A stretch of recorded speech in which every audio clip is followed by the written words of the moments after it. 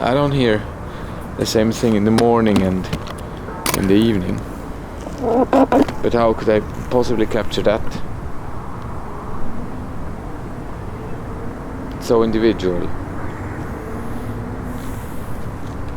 I've tried a lot of different microphones, but somehow all sounded artificial.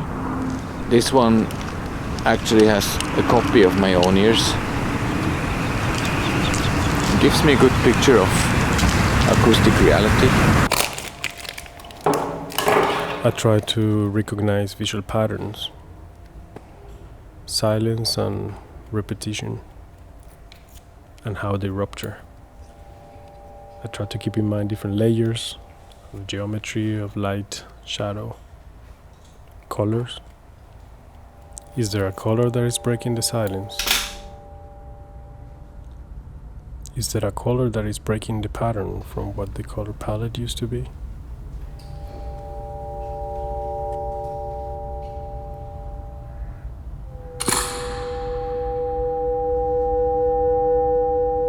Silence and repetition.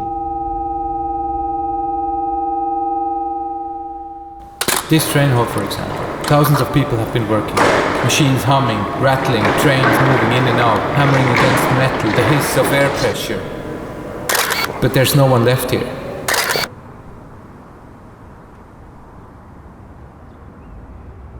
All the sounds are coming from the outside.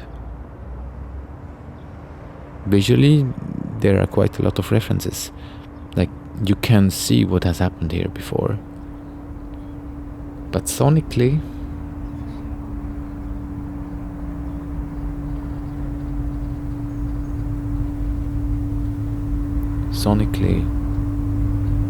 the references are gone.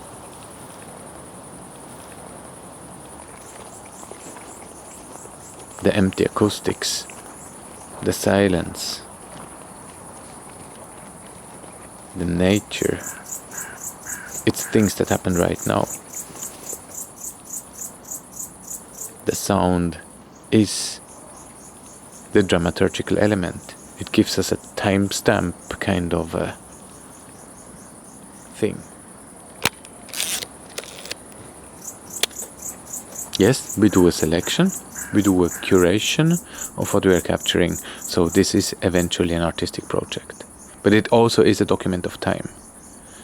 In the future there will be people moving in here, there will be houses built, cars driving around, and this will eventually also stimulate new sonic textures.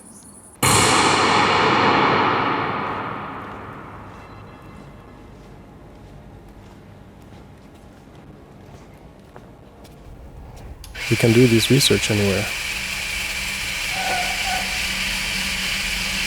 We can find these patterns anywhere. Any architectural environment. And the forest?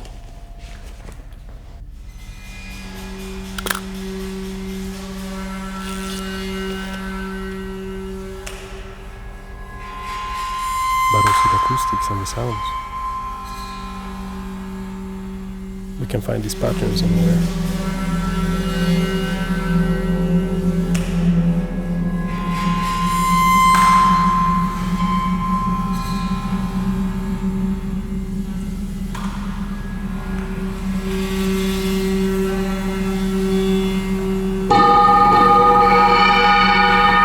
Ultimately, the location that we document, where the research takes place, it's going to mold how we present the results.